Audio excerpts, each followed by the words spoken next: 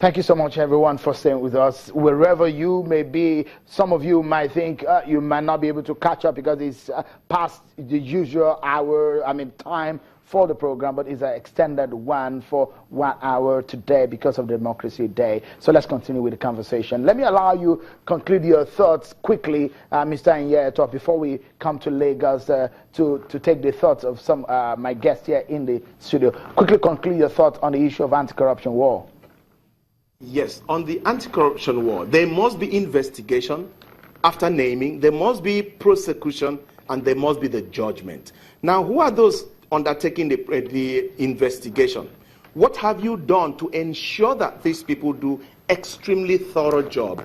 What have you done to ensure that these people cannot be compromised? What are the things that have been done so far to the Nigerian police that we can say the Nigerian police, they are ready to bite the bullets, they are ready to dare the devil, they are ready to lay down their lives for this country? What have we done? That's question number one. Number two, we go into the judiciary.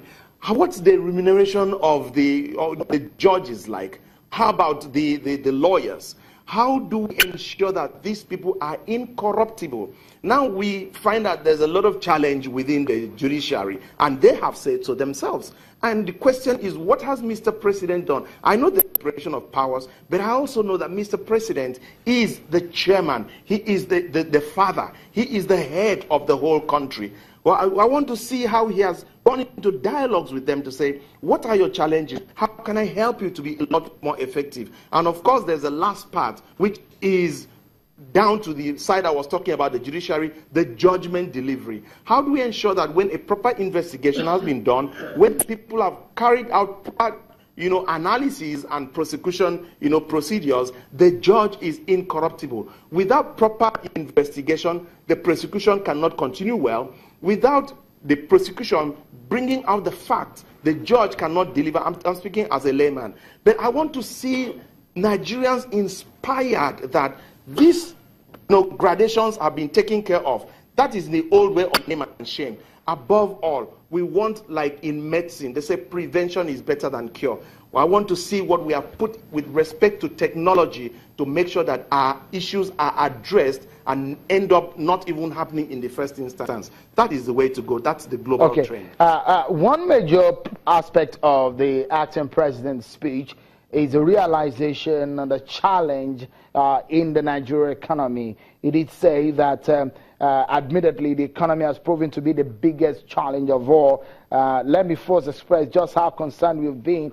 Nigerians are concerned too. Quickly, Moremi, he did say how we're going to be sufficient in rice production. The PDP said that Nigerians have never been this hungry in their entire lives. Should Nigerians listen to that kind of explanation from the acting president? In 2 years, is it admissible from the government that in 2 years the economy is in this state? Is it admissible, like, saying positively? No. Should we accept as a people that this government is giving excuses on the reason why the economy has gone this bad, considering the fact that the PDP had also said Nigerians have never been this hungry? They've never been this hungry. We shouldn't accept this. I feel personally that the economy has gone so bad, and unfortunately for us, we are not able to even equate the things we are realizing, the production, to get down to the masses. I don't know if you get what I'm talking about. Now, as regards the government policies and the economic aspect of everything, people do not even understand what's going on.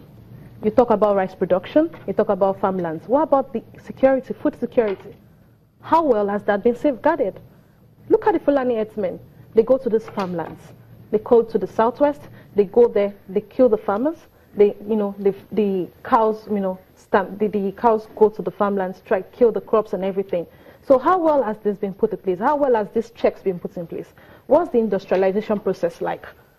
How do the common man get this, reap these things? A bag of rice as at now goes for 17,000 naira. A pint of gari goes for 1,200 naira. So what are we talking about? These are actually, I feel that this government, we should not accept. I personally not accept failures from them. because they had time. They had time to have done a whole lot of research. They had time to have been able to put things in place. They had the power. They had, you came on a land of promises and you said, oh, we're going to do this. But now 2 years down the drain, nothing. We're so hungry. Even people that are wealthy cannot even afford 3 square meters properly. So, I mean, the PDP is right to say that we have nothing to share. No, we have nothing to share. And some people are saying on Twitter that the PDP don't even have the right to speak at this time. No, they have no right to speak. Unfortunately, they brought, they actually are contributing to what has, taken place. They actually were, they passed on the government that has failed too. They actually, APC was on, took up a government that already failed. But they didn't pass on an economy in recession. No, in 2015, the economy was not as bad as it is right now. It was bad, agreed. The employment rate, unemployment rate, and everything. But it was not as bad as regards, people trying to. Ms. Okpaifa, when the APC, your party, campaign to Nigerians, and there are some very lofty ideas and concepts that were sold to Nigerians. 100,000 of employment in the police force, the numerous employment opportunities that will be created. But if you look at the figures, I don't know if they are right. 4.5 million people have lost their jobs. That's according to the PDP. Sure. Is there anything to cheer, really? Let me first address the PDP response. Let me say, to say nothing to celebrate, it clearly shows the PDP has nothing else to offer. Nigerians believe we have something to celebrate. 18 years of unbroken democratic. I was born in the mid-60s. And by the time I left primary school, it was a military government. When I got into the secondary school, it was a civilian government. That was the Second Republic, President Shagari. By the time I got to university, my second year, the military came back.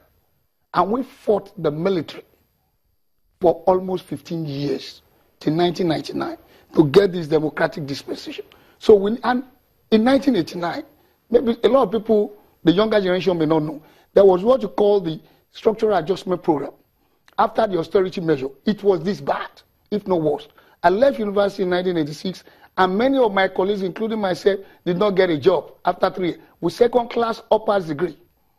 We could not get a job. We all have to go and teach. Is your party giving excuses for some of it? I just want to give. Let me give you just 1 second. Mr. Okpaifa, I know you will remember some of the campaigns. Sorry, I'm going to address it. Okay. I'm going to address it. Then, in 1989, there was the anti-SAP revolt, led by a 26-year-old person, Okpeyemi Bamidele, and the government took a decision then to start getting, most of the people you see in level 16, 17 were employed during that period of employment without allowances, only basic salary. Now, the same thing has just happened. I knew as far back as 2013, because I was in government, that Nigeria was going to be in recession in 2015. Because when you take the economic data, as at 2010, when salary was increased to 18,000, and many states could not pay, when the PITA law was changed, I think 2012, from 10% tax deduction to 5%, reducing amount to states. When a lot of economic decisions were taken, the GDP was sliding. And it was evident from the regression analysis that Nigeria was going to be in recession by 2015, fourth quarter. Eventually, we got into recession in fourth quarter.